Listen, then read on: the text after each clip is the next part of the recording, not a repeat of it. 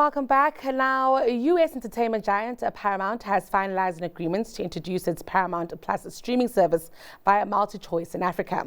This deal is said to be the entertainment giant's strategy to expand the brand in more ways around the world through bundled partnerships.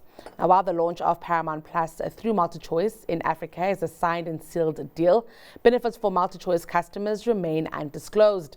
Joining us to unpack this in greater detail is technology correspondent for Business Day, Mudiwa Gavaza. Mudiwa, always a pleasure. Good afternoon. Good afternoon, Olutando. Hey, Multichoice is busy, Mudiwa. They don't sleep. They don't sleep. Let's talk about this Paramount deal and exactly what it means for Multichoice.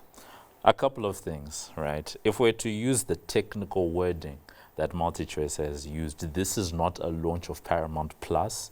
This is basically a branded destination on Multichoice. And the same look on your face is the same look that I had when I received this wording.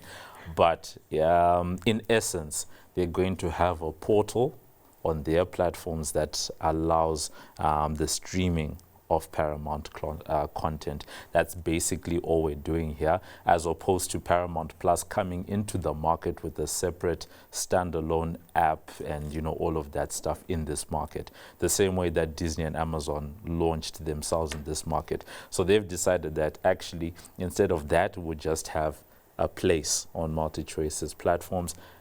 I've said this many times before, that Multichoice seems to have re-strategized and has decided to become the gatekeeper for streaming content. And this deal, you know, for me, it's another, it's basically another way we're seeing this, because Peacock Showmax, Peacock content now basically lives on Showmax. Now Paramount Plus content is going to live, they're just saying live on Multichoice.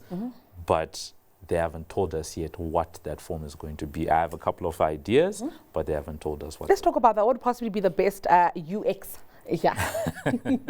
Well, there's a couple of ways they could do it, but the easiest one is if you go to the new Showmax platform, which was launched earlier this month at the start of February.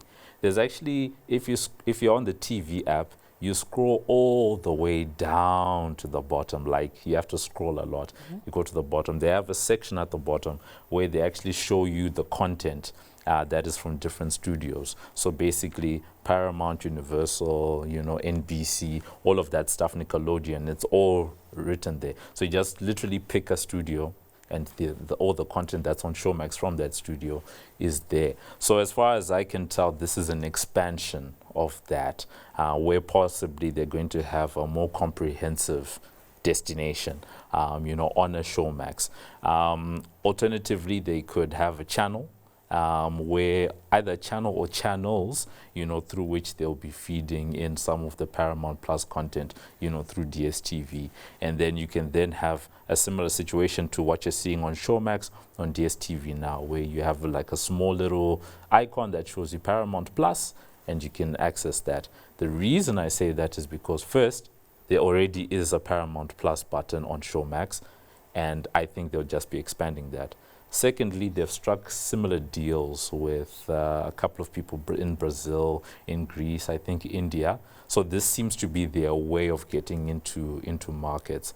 The last one that really cements it for me, they have a deal with LATAM Airlines, right? And if you've been on an airline, a long distance flight, you have that in-flight entertainment, and you basically pick, you know, what type of entertainment you want. And right now they have a deal with LATAM Airlines that they have a button there where you just click and it's just Paramount Plus content. So all that is feeding into the thesis to be like, surely this is what they're going to do. But for now, what we have is branded destination. I'm actually keen to talk about this issue of brand destination exactly. You know, who pays who here, Mudiwa? Paramount obviously brings this content. Does Multichoice pay for it? Or does Paramount rent Multichoice's platform and pay Multichoice? It's a very interesting dynamic here, because I guess it is being offered scale on the African continent, but also being offered content.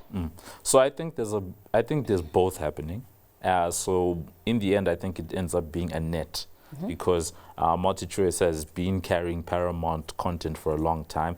What we think of as Paramount Global today is basically what used to be Viacom and CBS, which came together back in 2019. They created Viacom CBS, and then they rebranded to Paramount Global back in 2022. So we're basically saying that Multichoice has had a relationship for years, so they've been licensing the content for a long time. So that stuff continues. Obviously, there's pay to access, and I think what you end up having is a net effect from those two transactions. Yeah. And another elephant in the room here is 105 Rand, Mudiwa. And the reason I ask this is because, of course, Multichoice has beefed up its offering since this offer has been made. This is another development that we're seeing here. Does that all change the value? Does it all change the perceived value of a Multichoice that this deal is coming online? There's more content to be, put out there. But most importantly, Multichoice and Paramount would have done their due diligence, and they know that this will be beneficial for both parties. So it just depends on how much you are valuing the platform. The biggest value that Multichoice has through its different platforms, Showmax, DSTV, GoTV, and all of that, more than anything else, it's the sports rights, right? And I say that simply because right now what we're seeing around the world, think about what I just told you now. Paramount Global, is basically the result of a merger. We've seen another merger. I think it's Warner and Discovery. AT&T, has been in the mix. There's a lot of mergers happening in this space, right? And one of the reasons people are coming together is to bring in their different IPs and deals, put it all together. Right now, in the States, if you want to watch football, right, I think you need to be on Peacock. If you want to watch Major League Soccer, you need to have an Apple TV account. If you want to watch I think it's NBA, I think it's ESPN, I can't remember the exact. Amazon also has, certain rights. So you have to have all these different services just to watch the sport that you want. We, on the other hand, we have SuperSport. They've made all the deals in one place. So the value of those deals, I think it fits a lot into the valuing, that you do of a company like Multichoice and the offering that it gives. And then at the same time, I've actually heard one or two fund managers actually, remember we spoke about 155. They actually said, if you were to put a deal maybe at like a 130 to 140, they think Multichoice might bite. But then we also have other players such as Sanlam Private Wealth that have said that they thought that that Multichoice has actually reached close to fair value, and they've actually exited it in a number of their client portfolios. Which made big news, last week. Obviously, Sanlam has different holdings, but specifically Sanlam Private Wealth has said we've washed our hands of this particular stock. It's very interesting, Mudiwa, because what I'm also very clear about here is that from an African continent perspective, Multichoice really has dominated the space. You and I have spoken in the past about them not wanting to compete with the likes of Netflix. It looks like from the day they decided that they would compete, they have. And they've competed in a strong way. And one of the things that I'm keen to see is if we're going to see even more branded destinations, because what's still missing in the fold in Africa at least is Hulu. We don't have anything from Hulu. Sky content is available through Multichoice, Peacock.